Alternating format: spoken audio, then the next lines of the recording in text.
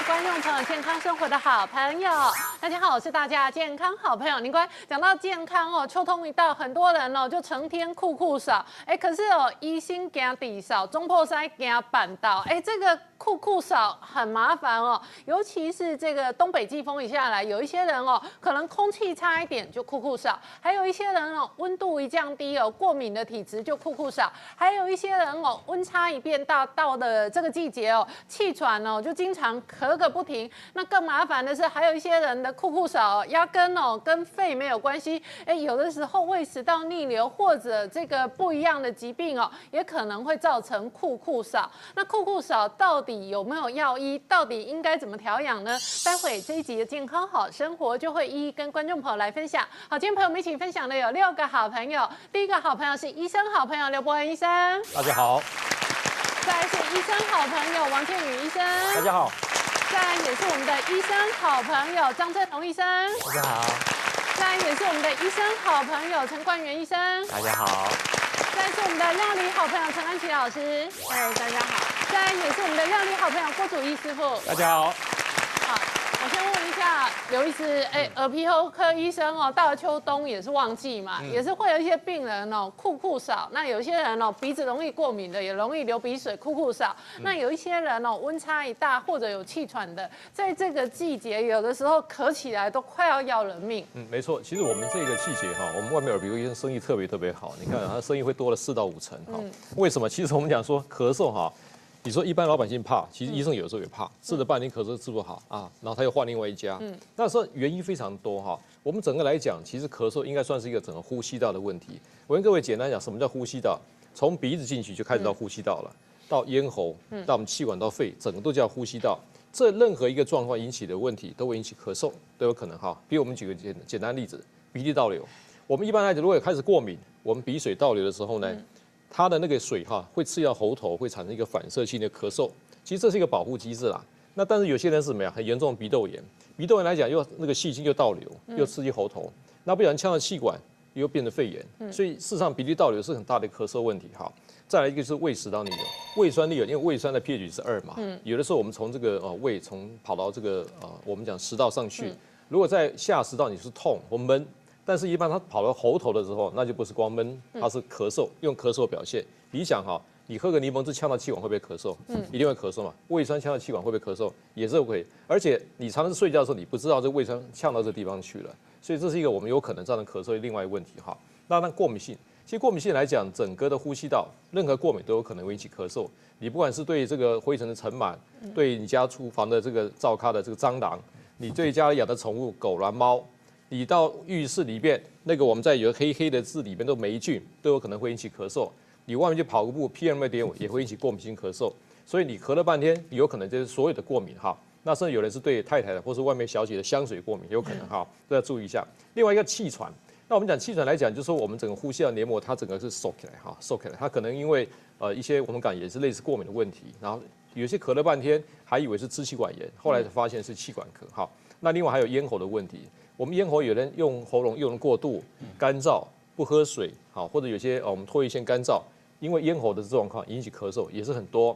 那另外我们最担心是肿瘤哈，肿瘤来讲包括我们的支气管或肺癌，那这是我们现在包括很多胸腔科最担心的问题哈。那我举一个案例哈，就是说那有一个是我们知道很多人喜欢唱歌嘛，我们在台中有一个很有名的 pub 里面歌手，那歌手呢他有一次来找我看病，他是这样讲，就是说他说喉咙他烧瞎。他说本来唱歌的 key 可以唱高，最近好像只能唱会低到1到2个 key。然后他们的这个他说本来这个C 麦或者他的这个和弦会降低的哈，他觉得很不舒服哈，后来给我们看。那后来我就问他一下说，你有没有咳嗽嘛？他说有。他说咳嗽跟我烧瞎有关系吗？我说有。我们后来给他做内视镜之后呢，在他的声带哈，声带里边后面看到一个很大的息肉。哦。对，声带在这地方哈，我们一般讲会看到的地方声带是震动哈，然后他的声带有很大一个息肉。而且息肉是长在那个声带最后面的地方，刚好接在食道入口的地方。所以我跟他讲一句话，就是说你是因为胃食道逆流造成咳嗽，又刺激到声带。所以后来我们就一定给他治疗，就是包括声带的治疗，然后胃食道也治疗哈。后来他的声音也好了，然后他的这个咳嗽也好哈。所以我们特别注意到咳嗽原因爸爸看哈，要请医生帮你找找看原因。诚如刚刚刘医师介绍了我们呼吸道再往下走，可能就到我们的肺。那如果单纯的一个呼吸道感染，也许严重度还没有那么高，但是一旦继续进展到肺的话，那可能这个严重度就完全不一样。那特别在65岁以上老人家，致死率是蛮高的。那我们这边举一个案例，她是一个70岁的老太太。左边的部分的 X 光片其实是一个正常的 X 光片，那她刚开始就是一些轻微咳嗽、上呼吸道感染的症状。那约莫大概2周左右，觉得病人开始越来越喘，才来我们的急诊。那一到急诊就可以发现，右边的这张 X 光片，右上肺叶整个肺叶都白掉了。那我们可以知道，这个就是很典型的一个肺炎的一个进展模式。那为了进一步做鉴别诊断，我们做了电脑断层，可以发现它除了肺部发炎以外，已经开始造成肺部的破坏，这是所谓的坏死性肺炎。那这病人当然很快呼吸衰竭就插管，再进入加护病房做治疗。所以这个就是一开始的呼吸道感染症状，也许是轻微，但是如果你一不留心，可能就会快速的进展成我们讲的比较致命性的肺炎。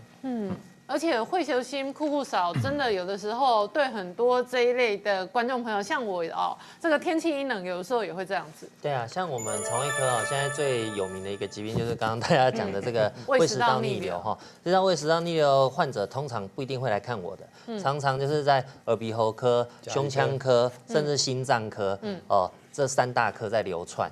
为什么呢？因为这个胃食道逆流它的症状很多变化，大家一般人所知道就是火烧心啊，或者是说这个胃酸逆流，他就以为只有这个才叫胃食道逆流。其实我们刚刚讲到的这个慢性咳嗽是往往是胃食道逆流很常见的一种症状，但是很多患者不知道。那我之前有一个患者她就是一个女性患者她就是常年的咳嗽医不好，然后慢性喉咙发炎。后来也是慢慢就烧瞎这样子，那就跑去耳鼻喉跟胸腔科都看过了，看不好的胸腔科甚至怀疑他有气喘病的，但是就是怎么医不好，后来最后辗转跑到肠胃科就诊，做了个胃镜后，最后发现的确是胃食道逆流，然后我们给他做治疗这样子，但是呢，这个病人因为已经在外面流浪很久了。那后来我们给他治疗胃食道逆流，觉得他还是有呼吸的问题，他好像肺部还是不是很 OK。后来就建议他照 X 光还有电脑断层，结果发现因为他的胃食道逆流拖太久，这个胃酸一直从喉咙不断的反复呛进这个肺部里面，已经造成他肺部有慢性的纤维化。他最后电脑断层看起来他的肺部就罹患一种比较少见的肺部疾病，那个叫做间质性肺病。就整个肺部的一些实质组织那些隔间都因为反复的胃酸腐蚀造成它都发炎都硬掉了，变成硬邦邦的一个肺。所以说，实际上这种胃食道逆流拖久了以后，少数人真的是搞到最后，这肺真的也出了毛病了，也是蛮多的。那接下来安琪老师要分享一个健康好料理老师今天要分享的是鲜蔬鸡球堡。对，鲜蔬鸡球堡，对，我们在这个秋天的时候呢，就要多方面摄取营养，让自己保持健康，然后有高的免疫力。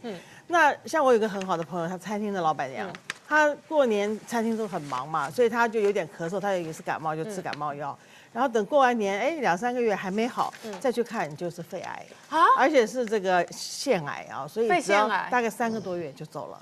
所以他的肺腺癌也是发现的很快、很凶、很猛。对，很猛。但是他早上一开始就是咳嗽的症状，一开始是咳嗽，然后自己以为是感冒，就去买感冒药。那餐厅那么忙，他也没有说打搅那个人家，他就自己吃感冒药。结果过完年大概到5月多就走了，5、6个月就走了。所以我觉得咳嗽真的是虽然是小问题但是尤其是我们常常接触油烟什么的，特别要小心。好，那我们今天这边呢，我们先来这个用一个锅子，我们把这个需要爆香的东西来炒一下。好，那冬天的时候，我们知道我们喜欢吃一些堡类的东西那今天我这边准备的是宽粉条，好，那我们这边开2个炉子，因为宽粉条也是，我们可以很快的给它放在锅子里面。宽粉条这个是泡过水，对不对？泡过水了，泡了多久？我大概拿温水泡，我们上回讲过，温水能够把它泡到差不多60%发胀，泡了1个钟头。温水泡了1个钟头。对。那我们这边呢就来放一点水。宽粉条是需要泡比较久时间的，但是它相对的口感就比较 Q 弹。对我们这边因为这个铸铁锅比较耐温，所以我们就少放一点水就可以了。我们放一点水。好，那我们这边来一点油，我们来另外一个锅子，我们来做我们的。所以好，我们另外一个锅子要爆香。那我就觉得这个职业妇女啊，非常辛苦，两头烧啊。所以呢，我现在也是喜欢说做一锅的料理，一锅上桌。你看，像我们今天这么多食材啊，我们把这个姜跟蒜跟葱花啊，都给它先爆香。对，职业妇女有的时候一锅两头烧，然后下班要匆匆忙忙变出一堆菜色，真的很累。对。那如果一锅到底一锅料理哦，然后一锅吃光光，对，那这样子做也容易，连洗锅子、洗碗盘都容易，都容易，都数量少一点啊。对，哎。那我今天这个是买了一个烘阿龟啊，防土鸡的这个鸡腿肉啊，那就请菜场帮你去骨头，然后切成块，啊，切成块，大块小块倒无所谓啊。那大块就喜欢口感好一点、Q 一点，我们就用大块啊，不然的话呢，我们就用小块。从那个种子吸进去之后呢，那个一咳嗽还不去看医生，就看到里面一个小树苗，种子在肺里面，对，树苗，对，这个地方灼热、久咳不愈或者无缘无气喘，这些都是所谓胃食道逆流非典型症状。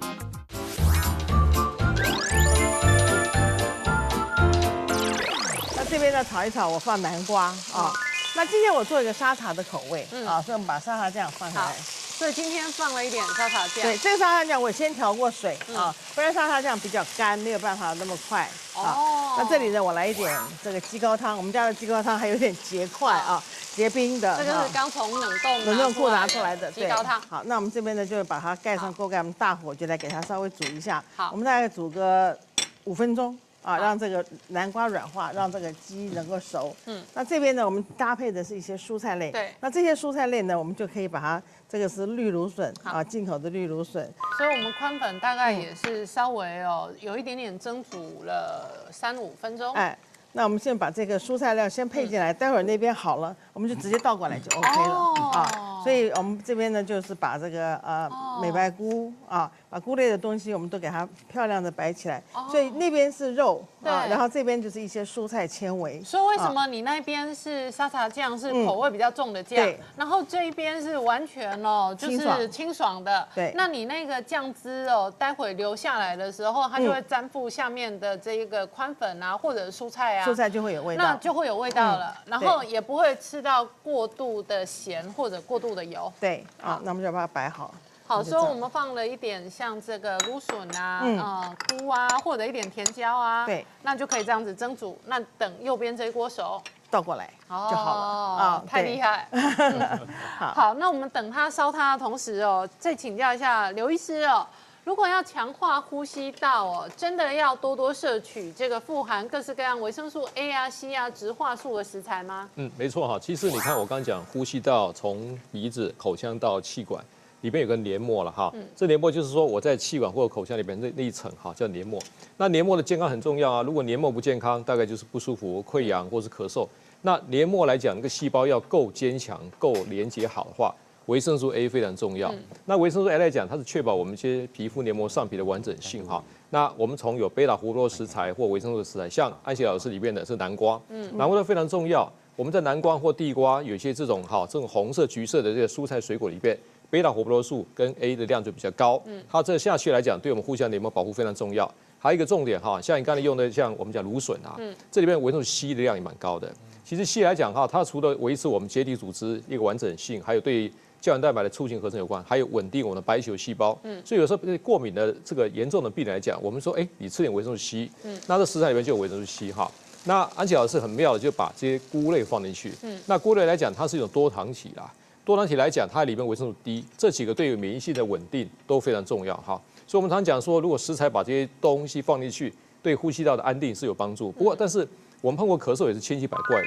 我碰过一个小弟弟，他就是咳嗽还在外面治疗大概10天都没有好。后来我们就给他照X光片嘛，哇，这右边肺炎一块是白的。我们说这肺炎，赶快就跟小儿科照会一下，小儿科就收住院嘛后来小儿科医师过了3天打电话给我说，刘主任奇怪，这个肺好像打了好坏就不是消得很好。后来呢，我就跟我在看 X 光看了半天，好像在肺的那个中间看到什么这个深色的影子。然后后来我们找小儿外科讨论，他说，会不会说什么奇怪异物跑进去了？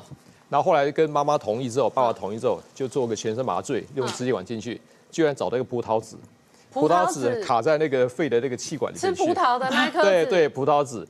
然后后来他们家那个医生在做麻醉，好不容易把它取出来之后。然后呢，后来那小朋友因为异物取出之后，3、4天打这个抗生素好的特别快。爸爸妈妈才回忆啊，好像那天我们去那边去采葡萄，讲没听啊，结果一直在吃，然后看小朋友大人吃得很快乐。就不小心这种异物哈，可能籽就吸进去了。其实，在国外、国内这种案例，我打个岔，它的葡萄籽进去的管道应该是鼻子吧？哦，不是，我们口腔吃可能在讲呛一下就吸进去了。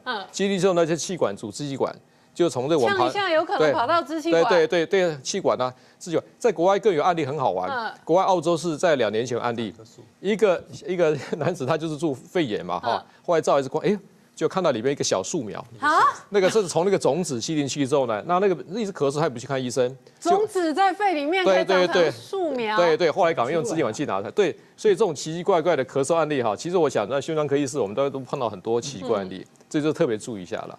那我再问一下王医师哦，这个季节因为开始温差大，而且开始天气冷，有一些人鼻子过敏啊，或者各式各样温度过敏造成的咳嗽案例很多。对，跟大家讲哦，医生加低少有几类我们很常见的。贵宾扫，黑菇扫，还有抽烟的混扫。那以过敏而言，刚才其实刘医师有提到说，过敏很多什么尘螨、灰尘、霉菌、蟑螂、冷空气、狗毛、猫毛。对，很多人家里会去做过敏检测，就发觉很多过敏都测不出来。为什么？因为尘螨它做的量种类测的不够多，再过来冷空气测不出来。对，那其实这个季节变化，很多人只要你本身刚才刘医师讲黏膜不够了，对，它冷空气一吸进去，它一刺激它就咳嗽。我先说一下，我也是。我如果天气冷，台北市又湿又冷，下雨的时候，我出门要戴口罩。对，我出门戴口罩，我才不会那一天一去开工，在摄影棚一底酷酷傻。对，那这样的病人他就说很可爱，他会戴什么？戴口罩。其实一般我们的外科口罩的好处是它会过滤很多东西，对，但它的温差保护效果不好。可是我觉得有改善。我知道，因为毕竟温度可以保护。这时候我都跟病人讲，如果可以的话，再戴一个棉布的口罩，让你比较温暖。因为特别是冷空气，因为冷空气这个东西，基本上其实很多人很奇怪，一吸到冷空气，鼻子、咽喉就不舒服。那这个时候你要知道自己的体质，才能够避免这些过敏源。那这个过渡期间，让你的身体会比较好。这时候多喝温水，让那个黏膜比较温热的话，也是有帮助的。好，那这边呢，我们就煮的差不多了啊。那我们就来加一点点盐，这边沙茶的这个鸡。我们这一锅只要鸡肉熟、南瓜熟就好了。对，然后我们这边加一点点的酱油，然后来一点点的盐。所以为什么刚刚安琪老师这一锅放了高汤哦，让它汤汁多一点哦？对，目的就是待会的汤汁是要淋上这一锅的。对，我们就把它淋下来。好，那我们就来上菜哦。那刚刚谈到一些食材里面的一些营养素啊，其实都渗进去，我觉得吃起来你就觉得不会很腻，可是营养真的顾到我们讲是这个呼吸道哈。那我们今天讲说，其实咳嗽来讲，如果真的要去我们大概这个分类来讲，就是有两类哈，一个就是感染嘛，感染，另外就是比较过敏。那我们一般的老百姓怎么去初步分辨哈？就是如果说你是有发烧了，然后呢你的喉咙会痛，然后另外呢你那个鼻涕或者痰吐出来是黄黄的、绿绿的，哈。基本上这是比较偏感染，好。那如果说是你这个过敏，就是好坏哦，有时候咳一下，过3天好一下，下礼拜咳2声，然后呢，而且是稍微咳喉咙痒一下，然后呢有流鼻水的话是比较轻的，好，这种一般来讲比较单纯，是比较偏过敏，好。如果说你们是遇到感染性咳嗽，赶快看医生，因为一般感染性包括我们讲不管是细菌啊、病毒、霉菌，如果说是我们讲病毒来讲哈，可能症状疗法。但是医生帮你判断一下。不过如果细菌的话，一定是要用一些抗生素，否则的话一些细菌感染变成一个肺发炎就麻烦。好，那还有一个，有人认为说刚开始是一个病毒性的感染，可能一段时间它会并发第二细菌感染，这是我们也担心的问题。好，那当然过敏性咳嗽常常咳了好久，咳很久。那你会觉得说我应该是单纯过敏性咳嗽，可是我没碰过有人认为一是过敏，结果后来哇。照 X 光片3个月之后，就肺有肿瘤，所以还是请医生要做个鉴别诊断哈。那我也碰过一个 case， 他这样，他就是咳嗽，那咳嗽呢，他说常鼻涕道里有塞住哈，就是很不舒服。那有一天他说咳的一用力的时候呢，他突然这个脸颊好肿好痛，他说那痛，他说跟他平常痛又不太像。然后后来一段时间晚上那个鼻涕有血了，然后很黄了哈。那后来赶到医院呢，我们照 X 光片是一个急性鼻窦炎。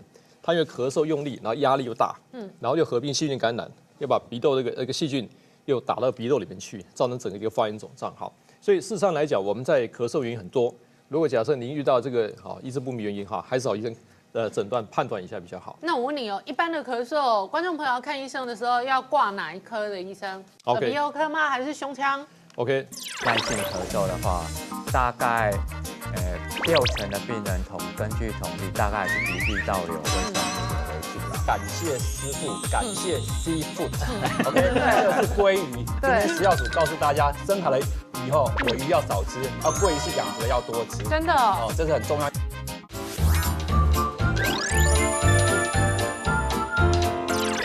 你看王毅在偷笑。其实啊，一般来讲哈，你如果说是一般我们耳鼻喉科、胸腔科或者家医科都可以先看。但是呢，我们医生有一个任务，就是说是我的问题，我会找出来。哦，如果不是我的问题，我会尽快把你转介，不是丢，我们转介，对不对？好，我想这是很重要。所以基本上，如果说你在基层的话，我想家医科医师很好，他会马上帮你听啊、看啊，好这样。假设呢，如果是真的问题是鼻窦问题，他这个除了一个紧绷的时候会给耳鼻喉科，胸腔的问题除了紧绷就给胸腔内科，假肠胃问题他处理后来还是压不下来。就给肠胃内科。那问一下陈医师哦，那有一些观众朋友可能自行买某一些感冒糖浆治咳嗽，那感冒糖浆如果吃多了，会不会有副作用？当然是会了。好，那就像刚刚主持人讲的，我们咳嗽大概还是要根本原因治疗跟所谓的症状治疗。那您说的一个感冒糖浆部分，大概就属于症状治疗部分，它主要原理就是抑制我们这个咳嗽反射的一个受体。好，那单纯去抑制这个受体，它只是减缓它症状，但是如果你原因没有解除的话，基本上它还是持续一直咳，所以找出根本原因才是比较重要的。那像我们临床上也有遇到案例，他是不断的一直慢性咳嗽，但是他就是自己去买所谓咳嗽糖浆，那吃了当然它抑制它反射，它会症状比较改善，但是长期下来一直到咳到受不了来看的时候，就会发现，X 光一照，就有颗肿瘤在那边，那最后诊断就是一个肺癌。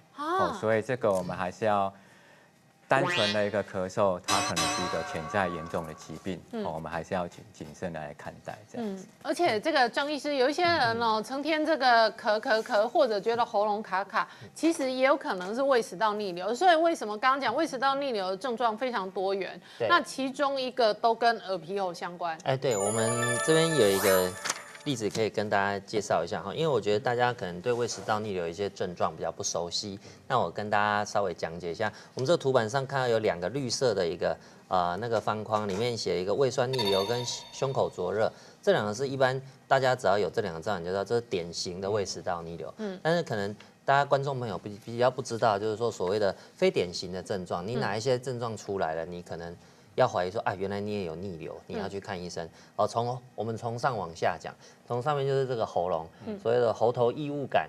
你老是觉得这边有个东西卡在这，卡，每天就清喉咙，一天让你清喉咙。我好多朋友都这样跟我讲2句话就清一下，2句话清一下。我就问他你是不是胃食道逆流，这叫喉头异物感。另外呢，慢性喉炎，一天到晚看耳鼻喉科，然后去看医生就说你感冒，然后就喷药，开药吃，然后再去看你感冒，喷药，你喉咙每天发炎，一整年到头都发炎，这慢性。第3种就是可能会觉得说这个地方灼热，烧烧的，甚至呢声音沙哑，就唱歌的唱不上去的，倒嗓啊，这是胃食道逆流。另外就是胸口会痛，胸痛，无缘无故胸痛，或者觉得胸闷，你以为是心脏出了毛病，去看了心脏科，心脏科医生说心电图很好，正常，没事，就叫你去看肠胃科了。我说你这可能胃食道逆流。再来剩下有一些其他症状就是什么肺部什么咳嗽、久咳不愈或者无缘无故气喘，这些都是所谓胃食道逆流非典型症状。那我们刚刚讲了，好多病人是跨科的，所以我们现在看病呢要全人的看。那我们这边举一个例子哈，我有一个病人，他是一个那个卡拉 OK 的歌手，而他在那个社区很活跃，常常参加歌唱比赛。来看我们就是说倒嗓，唱不上去的，以前说他的声音倒嗓，然后高音都飙不上去了。对，他以前都第1名，现在都最后1名，所以说非常的沮丧。然后他看过了耳鼻喉科，看过了胸腔科，还去看一位叫声带专家，都看不好。然后后来人家就说你这就是胃食道逆流，你要去看肠胃科，他跑来找我看了。可是我们给他问一下其实他不是只有胃食道逆流，他用那个这个探照灯照鼻孔，它鼻黏膜是苍白的，所以实际上啊，它是有慢性的过敏性鼻炎。然后我们再问他，你有没有早上一起床，刚睡起来就常常打喷嚏，然后用卫生纸擤鼻涕，要一大堆透明鼻水，20-30张卫生纸。然后有，我常常这样子。我说啊，那你这个不是走胃食道逆流，你其实还有这个慢性的过敏性鼻炎。所以你只看肠胃科你看不好，你只看耳鼻喉也看不好，你上面下面都要看。那要怎么看？我就直接开给他胃食道逆流的药，再加治疗慢性过敏鼻炎的药，双管齐下。经过半年到8个月，它才慢慢才会好。所以我们现在看病呢，就是不是只看一个科，你必须要看一个人的整体这样子。那问一下刘医师，过敏性鼻炎在秋冬这种季节，或者东北季风这个吹下来，只报空气 PM2.5伤害大的时候，是不是症状也都会咳得特别严重？特别严重哈。我们刚刚讲说，其实。我说过敏性的疾病要治疗有一个原则叫做 ATM。ATM 不是叫你去银行去提款那 ATM 第一个 A 叫 avoid， 就是避免。避免就是你一定要知道你的 trigger 诱发因子是什么东西。你不管是冷空气，或我们刚刚讲说很多的过敏源，那出去的话一定要戴口罩。我觉得这还是一个原则。多喝温开水。少喝含糖饮料，含糖饮料来讲会让我们过敏会加重，然后呢睡眠不能熬夜。我们现在很多年轻人就是一直来看医生，那眼睛黑黑的，然后就每天熬夜，然后还是过敏，就给你药吃，可他每天手还拿一杯含糖饮料这样给你，医生我就过敏了，我要拿药吃，然后我说你手上拿着什么？要放后面，没关系，开药给我吃就好了。这种很奇怪的现象，所以你刚才讲的重点是说，就是 A 是过敏，这个要避开 ；T 但是 treatment 就治疗，是医生我们用的一个原则哈。M 就是调理嘛，我说调理来讲，包括生活模式、睡眠、运动、饮食各方面。譬如说，我们健康好用健康这么多健康好食材，大家多利用嘛。我觉得这样可以降低啦。那否则当然，我觉得我们说为什么台湾医生生意这么好，就是病人知道是这样子，可他也不愿意做，不愿意调理，所以我们医生门庭若市嘛。对我自己调理就有差，像我秋冬其实很容易鼻子也过敏，或者有时候讲话是有蛮严重的鼻音，就是那一阵子可能鼻子比较不 OK。我其实录影摄影棚，给大家看一下，都带着姜茶，就是这个是纯的姜汁的姜茶加上红茶。然后我感觉我长期，尤其秋冬天气很冷的时候，其实在摄影棚也冷的时候，喝一点姜茶，有一点改善我鼻子跟这个咳嗽的症状，就是可能姜比较暖，比较热。对，然后刚刚讲的是温度的敏感性，对。然后我觉得益生菌也有改善，当然，益生菌长期的调养跟姜茶其实还是有一点点改善体质，对于过敏反应不要那么剧烈，或者相对比较能控制。你讲辛香料嘛，你讲我们的姜黄嘛，像益生菌嘛，有时候这个鱼肉里面鱼油嘛，对，这些都是很好的对抗过敏的，对很好的一个食材营养素嘛。如果说常常在我们保养中间把它放进去，都有一些帮助啦。好，那接下来我们郭师傅也要分享一个健康好料理：玉米、鲑鱼、苹果冻。好，今天很妙，玉米、鲑鱼跟苹果要组合成冻，把它结合在一起。对，那现在这整块呢，直接呢放进来煎。好，那煎鱼肉师傅今天准备的还有玉米、苹果冻的主材料，玉米粒。那这个苹果呢，把它切丁，切成小丁。然后呢，这边还有金瓜，这台湾叫金瓜。对。然后南瓜呢是外来种的。对，金瓜呢比较甜，然后南瓜的话它是比较香，对，但是没有来得那么甜。那这边呢还有用到洋葱跟蒜头，还有呢姜黄。这个今天用到姜黄，这个是咖喱。咖喱对，咖喱跟姜黄一起用，然后一点点的奶，那这个是一般的牛奶都可以，牛奶就可以了。因为呢，有时候咖喱方面做出来的话，它可能会 K 没有那么顺。咖喱加上那个奶水加上去以后呢，那造成整个那个汤汁呢，这样子会更顺一点，顺口。好，那这个南瓜泥要怎么做？南瓜泥呢，就是呢，你把它去皮以后呢，然后呢直接蒸熟下去蒸熟就好了，就变成南瓜泥了。就直接带点水分，然后就有瓜泥了。对，刚刚安琪老师也烧了南瓜，刚好这个季节南瓜盛产，也非常适合大家多吃。对，好，那现在洋葱呢先进来，先进来洋葱呢的甜味呢先把它炒出香味出来哈，甜味把它炒出来。因为有时候呢，洋葱呢它是很好的食材，它有时候你把它炒香了之后呢，会带动整个酱汁呢香味的提升。对。好，那师傅。刚刚你录影前私下也讲，你最近要灌录唱片，声音高音飙不上去，对不对？对。你就怀疑你有刚刚讲到的症状，对不对？有怀疑的，因为呢，有时候在拉尾部拉不上去，有时候就变成掉下来了。看戏看对啊到底是中气的问题，还是胃食道逆流的问题？我还在研究这个问题呢。你有胃食道逆流不？就像刚刚所讲的，他有时候会干咳，就是说，比如说，那我老婆就骂说，你干嘛这种声音呢？我说没办法，那虾嫂喉咙，这叫拍虾嫂。那不是够野，还是一个反射动作嘛？因为咳嗽是个反射啦，基本上这种其实我们坐公车坐捷运就看到很多人就会这样咳嘛。那其实老烟枪其实最常咳啊，那种老烟枪的咳就是安尼啊，这个拍虾嫂。我没有抽烟我知道你就乖，我知道。所以你可能会使检查一下，到底是耳鼻喉还是胃食道逆流？都可以，都去吧。对，那应该到时候再麻烦你们检查一下。对，好，现在蒜头进来。录影都会顺便问诊，蛮不错的啊，一举两得啊，对啊。那师傅现在稍微让它煎的焦香，对，那整个焦香的味道出来哈。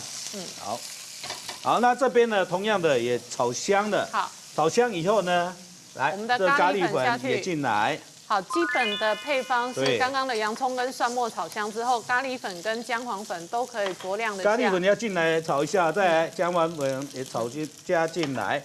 再来呢，马上把它关火一下，因为呢，你现在咖喱再炒一下的话，它可能会苦掉哈。那直接呢，汤就进来了。好，然后这边呢也好了。好，我们的鱼肉也好了。对，这整块的先拿出来放在旁边哈，来。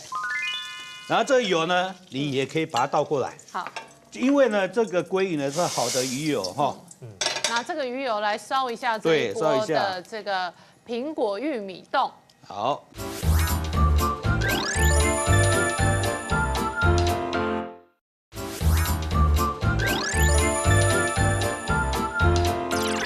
再就把玉米，这时候玉米早已经煮好了哈。在这边呢有苹果，那苹果呢你在切的时候呢就把它切放在水里面，不然会很容易氧化哈。好，那直接把它加进来。那苹果它可以带动整个酱汁的甜味跟它的香味。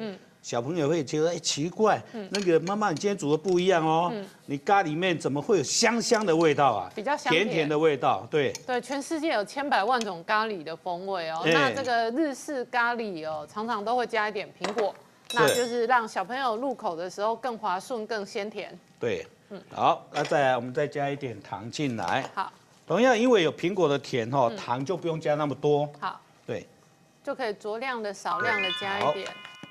再加一点盐巴。好，那南瓜泥在这里可能也会有一点点天然芡汁的浓郁的浓度。对，我现在就是让它有一点勾芡的那种感觉出来哈。那南瓜泥呢，现在呢也可以直接进来。好，所以南瓜是在这个季节里头，对，非常好。那一样烧它。这我们把它煮一下，大概煮个1-2分钟哈。好，烧它的同时再问一下刘医师哦，这个酷酷嫂有的时候要小心哦，这个一个不小心哦没有处理好，就可能变成肺炎。刚刚安琪老师说你认识的餐厅的老板娘朋友，这个过年一忙酷酷嫂扫完之后，过完年就发现肺腺癌了。那实际上肺癌跟肺腺癌哦，虽然不是发生率那么高，可是却是死亡率非常高的癌症。对，我想这个我们现在谈癌色变，像肺癌最近窜升非常快哈。我想胸腔科医师这个对这个警觉性特别高。我们现在对一些咳嗽久的人，我们也特别小心。以前认为说抽烟是这个主要因素，后来又觉得说，好吧，下厨油烟也可是一个因素。可是现在发现很多的小姐来看，她没有任何的下厨的经验，也不抽烟，连2手没闻到，她一样得肺腺癌。所以现在我就碰到一个教授哈，那个教授他是很养生，就在我们中部一个大学哈，那他其实他是来找我们是看咳嗽啦。那他每天就是很注重养生，然后运动，然后睡眠非常的充足哈。那他来看我看的是因为外面咳嗽咳了1个多月了，然后他就说因为刘医师蛮有名，就过来给我看。结果我后来帮他听的时候，我就看到他现在脖子上面有一小颗硬块，在这个锁骨上区。那我摸一摸，我说你这个摸多久了？他说大概2-3周。那刚好跟咳嗽大概发生嘛，我说那我去照 X 光片，哇，一照不得了，它里面肿瘤就很大一颗啊。然后当时我赶快在会诊胸腔内科，说赶快收住院嘛，那做切片化验，然后就用那快速的冷冻切片，我想说肺腺癌，然后他就也不太能接受。那后来我们也讨论过，可能是不是跟那个 PM2.5环境这方面因素有关所以有的时候，当然我们也不要说看完这些哇，咳嗽就是肺腺癌，也不是这么东西啦大家不要太紧张。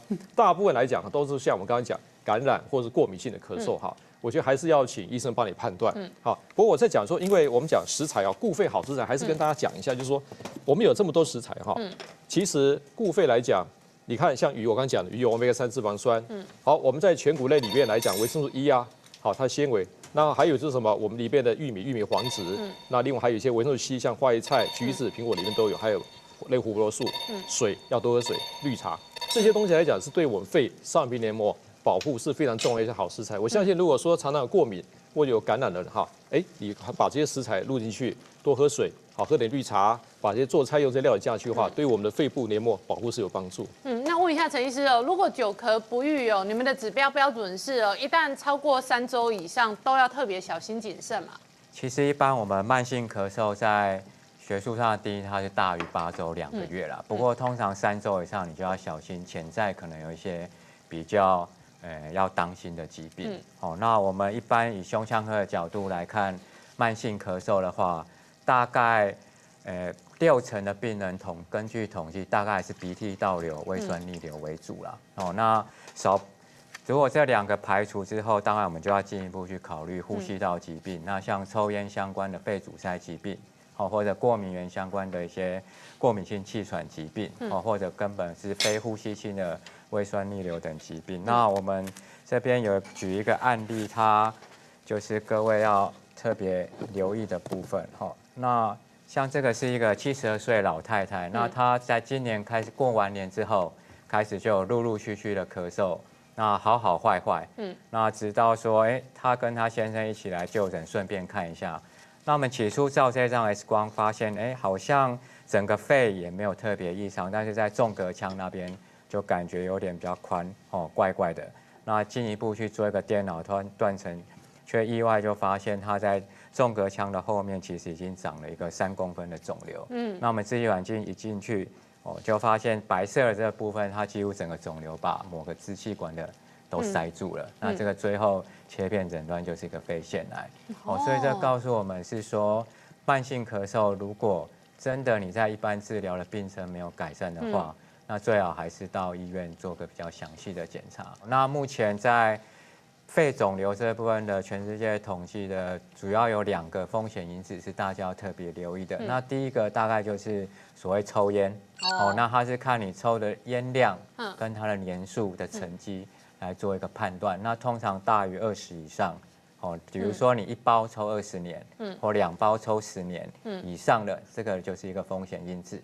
那第二个就是3等亲内有肺肿瘤病史的病人，那大概这2个族群，我们会建议至少每年做个 X 光的检查。那如果有稍微一点异常，就建议做一个电脑断层的筛检。所以如果早期的检查可以发现的话，也比较容易得到早期的好的治疗嘛。那接下来郭师傅，这一锅玉米苹果冻的咖喱酱汁已经烧到非常浓郁了。对，它自然的浓郁就是南瓜带动的整个勾芡的效果而且南瓜的颜色跟咖喱姜黄的颜色就融合为一了。对，再来呢，放一点奶水进来。好，这就加一点点的奶的风味。对，再香油再一点点。好，那假如说要吃一点辣的话，可以加一点胡椒粉进来。然后小朋友的话，你怕辣的话就不要加。好，那现在加进来呢，风味更不同直接现在好了。好，那就先把它淋到饭里面来。所以师傅的冻饭这个咖喱的寿司是基底，然后上面再放的是刚刚的鲑鱼。对，好，那现在那我们就来试吃哦。对，这边要感谢师傅，感谢 seafood。OK， 这个是鲑鱼。今天食药署告诉大家，深海的鱼尾鱼要少吃，鲑鱼是养殖的要多吃。真的这是很重要，因为深海的鱼，尤其是越大型的，它本身含有那个甲基汞。对，那这是汞的话是属于那个重金属的话，会造成很多孕妇跟小孩子有问题。那鲑鱼是养殖的，一定没有这个问题。所以鲔鱼少吃，鲑鱼多吃。对，然后跟你这样讲完，明天鲑鱼会不会要涨价？这不是我的代志。再过来，刚刚靠我观念就是气喘哈，我们常说胸腔科，我们最近在基层医疗最常看到，以前是气喘的病人很多，那现在是所谓的 COPD 的病人很多，但是很多气喘的病人很麻烦的地方是，他没有所谓的嗅感。我们常说气喘闽南语叫什么？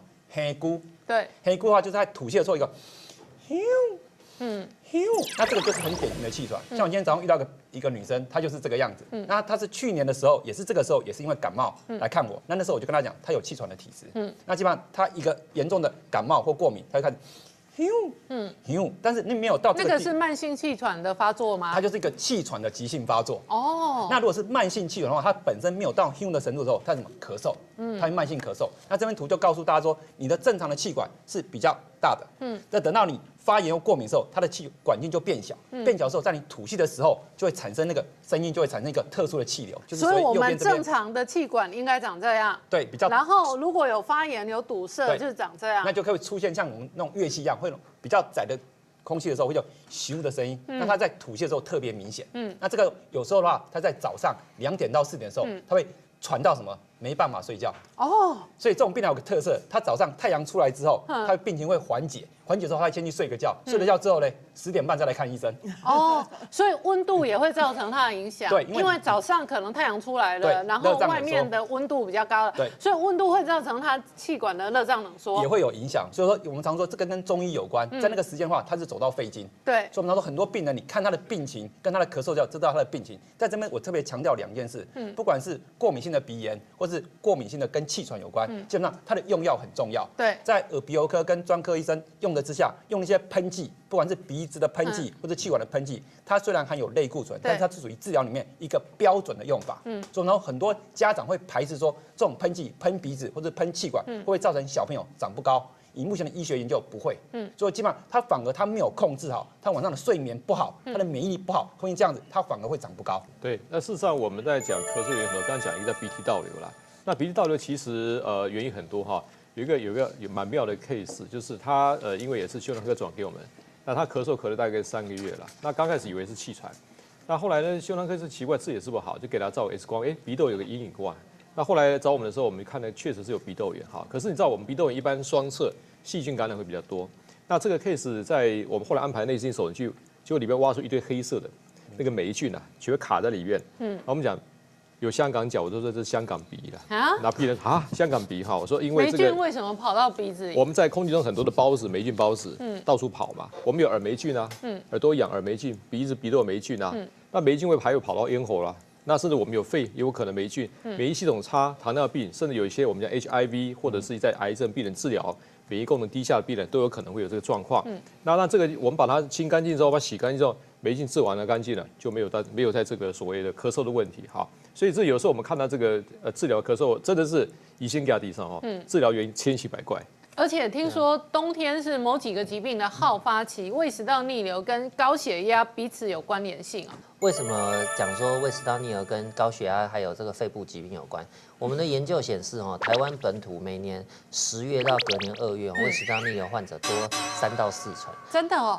多很多。这个时候是旺季。这时候旺季啊，第一个大家想到的原因可能是因为食补嘛，冬天就要吃姜母鸭啦，吃什么乱吃一大堆，你就逆流很厉害。那其实除了这个以外，还有更重要的原因，尾牙忘记喝酒。对，真的。喝酒的确会胃食道逆流，因为喝酒会让食道括约肌打开哦，是真的会逆流，没有错。林光很有概念哈。再来一个原因是跟往往病人本身疾病有关。刚刚王医师提到有个肺部疾病叫慢性阻塞肺病，那个需要用一些支气管扩张剂。支气管扩张剂有用喷的，有用吃的。有的病人太严重，喷的没效，医生开吃的。吃下去食道口会松开，那所以会让它逆流会变严重。还有另外一种，阿公阿嬷最多，每年到冬天，你高血压，心脏科医生看门诊，心脏科医生就给你加药，因为冬天一到，每个老人家血压都很高，真的哦。心脏科有一些很有名的药物它会这个很常用的，都是让食道口打开的。它那个叫钙离子阻断剂，那种钙离子阻断剂，它明明要处理心脏的，为什么要让食道口打开？因为它刚好这个钙离子的这个平滑肌它也有接受力，所以它又松开血管，又松开食道，所以一到冬天，所以它既要松，就血管松，但是食道同时也松了。对，结果这个血压不好的病人，这个一到冬天阻塞肺病发做的病人，药吃很多，胃酸也很多，就这样整个就恶化这样子。那节目最后刘医师也给观众朋友一个健康小叮咛。对，我们今天讲酷酷少哈，你看我们几个医师讲的原因都不一样。那我们支持者各司其事，我们是看我们相关的。可是问题是酷酷少原因太多了哈，你千万不要自己当医生。当你的咳嗽超过1个礼拜10天都不好的话，先找医生诊治。但是呢，平常保养非常重要，就像我们今天2位大师用的一些食材，平常做好顾肺的功夫，这样子呢，我们呼吸道就永保安康。好，谢谢刘医师的叮咛，也谢谢我们这么多好朋友分享。我们今天分享的健康好料理的食谱跟做法，也都会po在年代嘛去台健康好生活的脸书上面，提供给观众朋友分享跟下载。我们的节目播出的同时，荧幕的左下角也有赖的官方账号的 QR code。那赖的官方账号也会不定期有各种抽奖摸彩的活动，分享给我们的忠实观众跟粉丝们。欢迎观众朋友加入我们的赖账号。那健康好生活，我们下次同一时间准时再见，拜拜，谢谢。